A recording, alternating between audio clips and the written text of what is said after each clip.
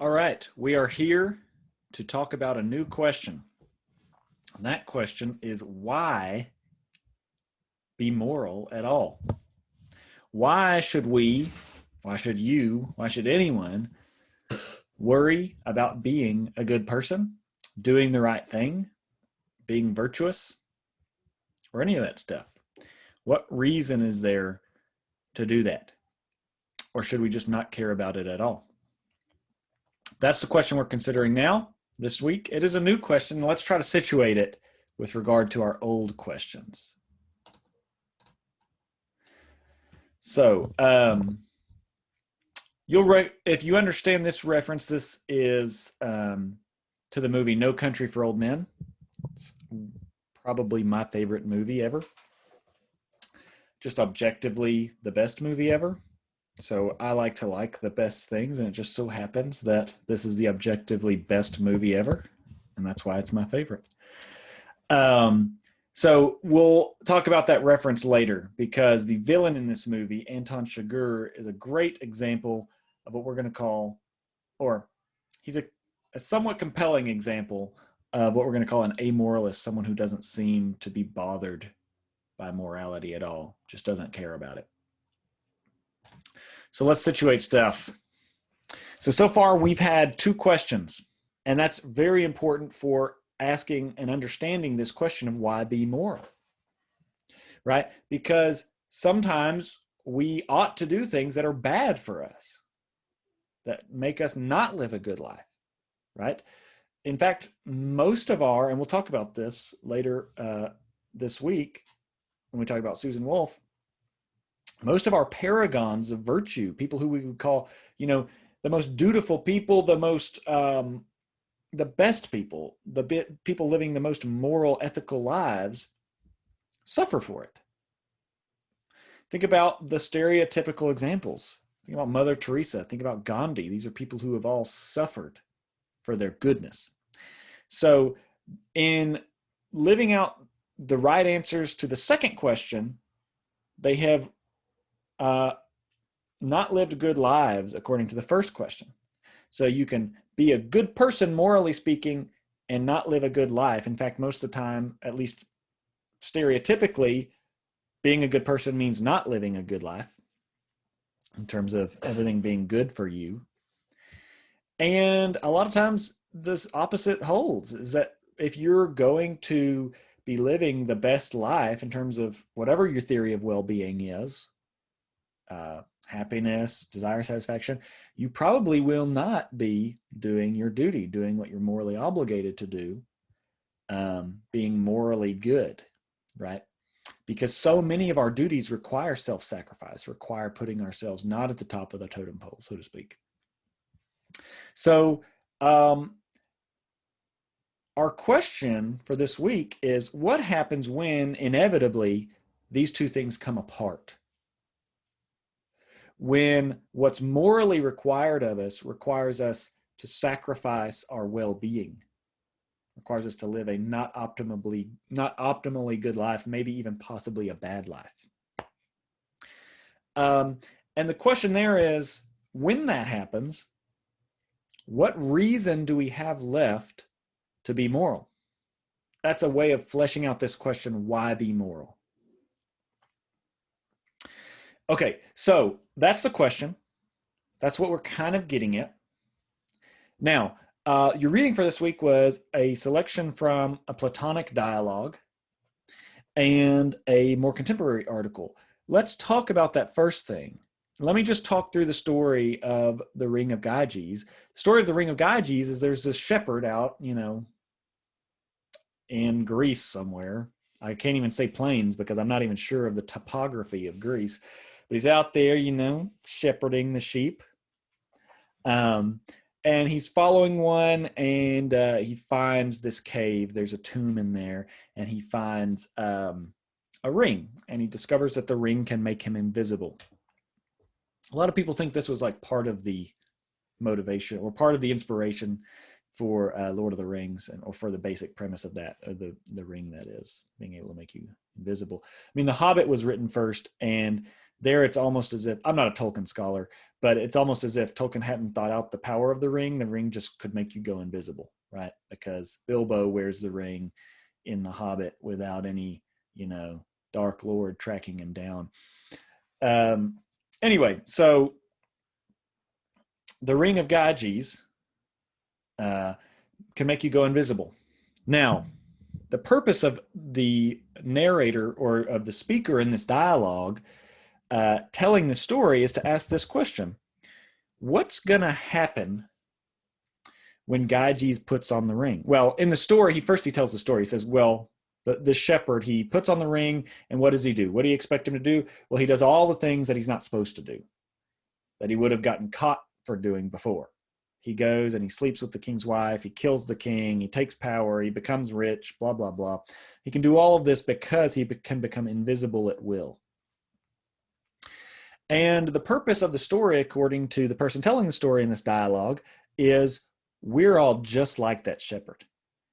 And if we could become invisible, if we could get out of the consequences of our actions, or the external consequences of our actions, the punishment that is imposed by society and the disapproval imposed by society, we would do all those things. There is nothing immoral that we wouldn't do, on occasion at least, right? We're not going to go around murdering for fun, but when it's to our advantage, we would, because we couldn't be punished for it.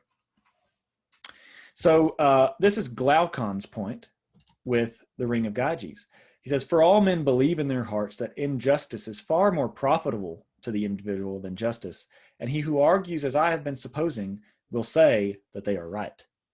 So the point is, the only thing, it's far more independent of societal constraints and punishments imposed by a legal system, it's better for us to be morally bad and to do the morally wrong thing. That's what he means by injustice. It's kind of, justice for the Greeks was a far more central moral concept than it is for us, right? For us, justice is about the legal system or something.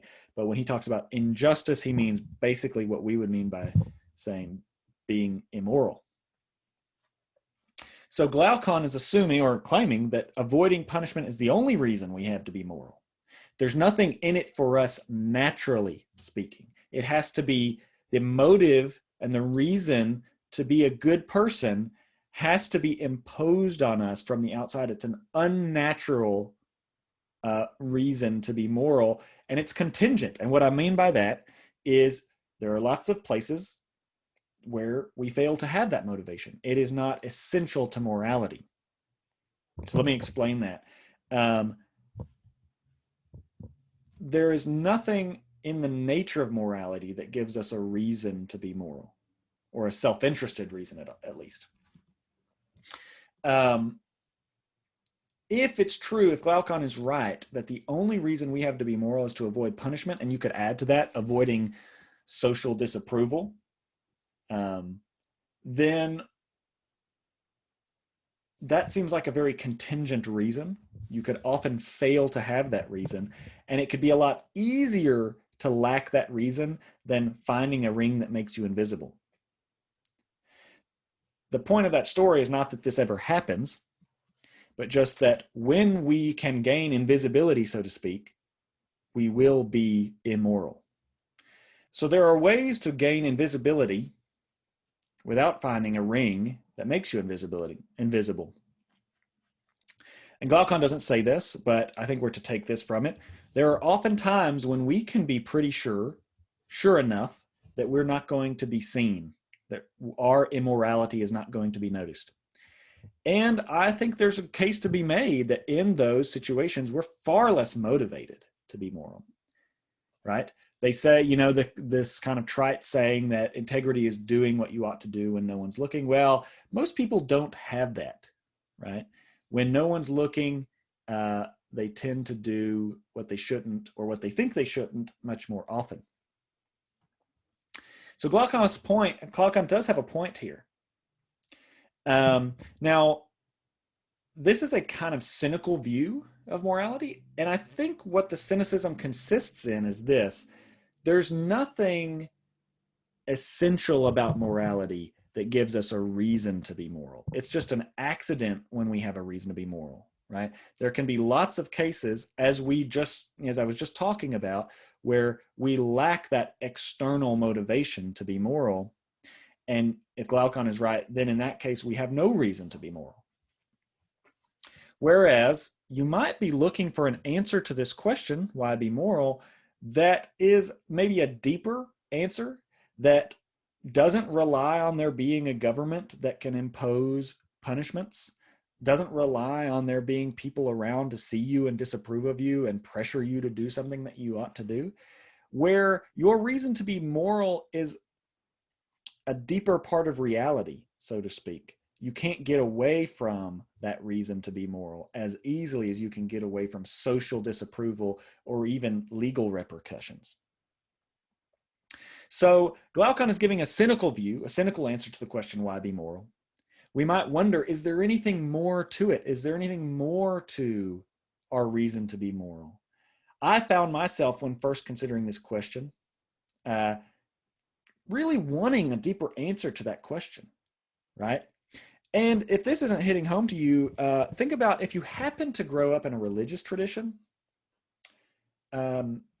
I remember kind of reacting against, growing up in the Christian tradition, reacting against my denomination's heavy emphasis on the afterlife as a motivation to do what we ought now. I remember feeling that way, and I couldn't really put a label on it at the time. And now that I have thought more about it, I think this is what was ultimately going on with me, is that our motivation, the reason we ought to do these things is so we can get to heaven. That's sort of the underlying current of a lot of the thinking that I encountered about it. And that didn't sit right with me. It seemed like, to me, the teachings of the faith should be about how we ought to live and what we ought to do, how we ought to act towards God and towards other people, should be more deeply connected with maybe a deeper interest of ours than just, well, you don't want to burn in hell for forever. So if you've ever had that experience, that's another way of getting at this worry, that worry about cynical answers to the question, why be moral, right? Answers like Glaucon's, answers like these, the way I was thinking of them, at least, as superficial religious answers to the question of why be moral. Which is not to say that religious answers are superficial in general, but there are some religious answers that are superficial to this, superficial answers to this question. Okay, so that's the problem. We see a straightforward application of it in Glaucon, and now what I want to talk about is a really interesting case, or class of cases, called amoralists. So I'm thinking of Frank Underwood in, obviously, what's his face? Kevin Spacey canceled now, so they don't have him in it anymore. I don't even know if that show's still running. I bet it's not. If you aren't familiar with the show, oh dang, what's that show called? Oh, I'm blanking on it now. Anyway, it's a show about this. It at least used to centrally involve Frank Underwood as the main character, deeply cynical politician who was really just out for his own gain. And he would play the game and he'd pretend to care about this cause or that cause, but it was all very cynical. And he really didn't care about his moral duties at all. He could certainly pretend to for gain, but it was really all about gain for him. The middle picture you might be less familiar with. This is a model, or I guess a statue, or a bust, I guess it's called, of Caligula. Caligula was a Roman emperor famous for his cruelty. Now, this is the one case that's historical of these three. The other two are from works of fiction. So I don't know I'm not a historian. I haven't studied Roman history in depth. So I'm going to stipulate some stuff. And it really doesn't matter what was the case historically. What we want is just a case to think about. Caligula was famously cruel. And we can kind of imagine perhaps him being cruel and just not caring at all about his moral duties to not be cruel, just for fun. I take it that we do have a duty not to torture people for fun. And we have to think, we can imagine Caligula knowing about that duty and just not caring at all. It doesn't give him, it's not like he loves violating his duty. It's not like that. And it's not like he feels any tug to do his duty and still just kind of fails to do that. It's that he knows about it and he doesn't care. He loves torturing people for its own sake. It's not because it violates his duty, but he's aware of the duty. Finally, on the far right, we have this guy, Anton Chigurh. He's from the movie No Country for Old Men. He's the sort of villain in that movie. Really compelling villain where he just deeply disturbing. Kind of, he's a murderer for hire and just seems not to bother him at all. Now, you might call him a sociopath. And that's a really, I'm going to put that off for just a second, but the distinction between amoralist and sociopath is a real distinction that we need to get clear on. But I'll look at that in the next slide. Anton Chigurh kind of murders for gain, is really good at it. And then, of course, he has this weird thing about luck, which we won't go into. Anton Chigurh is a complicated case because he does have this weird commitment to the fairness of luck. So he makes people, or he flips a coin when he's going to decide whether to kill someone, and he makes someone call it, right? And if they call it right, then they get to live. If they call it wrong, then they don't. And he has these really interesting dialogues with people where he's talking about the fairness of luck. And so is fairness a moral notion that you should be fair when you're going to kill someone? It's a weird notion, right? That like you shouldn't be killing people for hire, but at the same time, he's got this weird morality about it that you should be fair to people when you do it. So that's a little bit of a weird case too. And all the cases are going to be weird, you know, that's what makes them interesting. But let's define this a little bit more precisely. So an amoralist is someone who doesn't care about morality or any end that morality generally promotes. Okay. So we talked about that first clause. They don't care about morality. We have not talked about the second clause, but it's very important. It's a lot harder to find someone who doesn't care about any end that morality generally promotes. Okay, because here's the thing. There are lots of things that we all care about that we have to care about morality in order to get. Okay, that was a really complicated way of saying that. Let me say it again, try to make it simpler. Lots of things in life that aren't morality, that we have to be moral in order to achieve or promote or something like this. So think about your friendships. Think about your family relationships, your social ties. These are all things that if you care about, you have some reason to be moral. It may be slightly contingent. It's because, you know, your friends happen to care about morality maybe, or your family, but it's actually probably deeper than that, because if you're not honest, if you don't keep your promises with your friends and your family, you're not going to have friends for very long. You're not going to have a relationship with your family for very long. If you're needlessly cruel, you again will not have friends for very long, or family, or functional family relationships or social relationships. We could talk about this more and more, like moral values that are incompatible, or at least virtually incompatible with these sorts of social ties. It's almost like a bad person, a truly evil person, really does collapse in on themselves. And you can see this in various literature and films. You can see this in life, where a really, truly evil person cannot have functional relationships with other people. And so that's what we mean by saying that you having the meaning of having an end that morality promotes. You have to be moral to some extent to have any sort of relationships in the vein of a friendship or a functional family relationship or a social tie, right? So it's really important, and we'll see why an amoralist is someone who not only doesn't care about morality as such, they don't care about morality for its own sake, but they also don't care about anything that you have to be moral in order to get. So they don't care about having friends or having relationships with their mom and dad or being in the quilting club or whatever. So once we've got that defined, let's I want to pause, take a little interlude real quick and talk about how this might differ from a sociopath. And I think it does need to be different. Although maybe not. Maybe it doesn't need to be different. What we need is someone who recognizes what morality requires, who legitimately recognizes what morality requires, but is not motivated to do it at all, just doesn't care. I think I'm not up to date on the psychological research on sociopaths and psychopaths, but I think there's a legitimate case to be made that they might not actually recognize that they have duties per se. They do recognize when something is socially recognized as a duty, but that's very different from thinking that you have a duty, right? If you think I'm obligated not to murder, that's very different from thinking people think I'm obligated not to murder.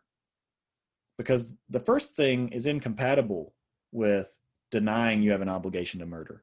The second thing is not incompatible with it. You could think simultaneously, people think I have an obligation not to murder, but I don't think I have an obligation not to murder.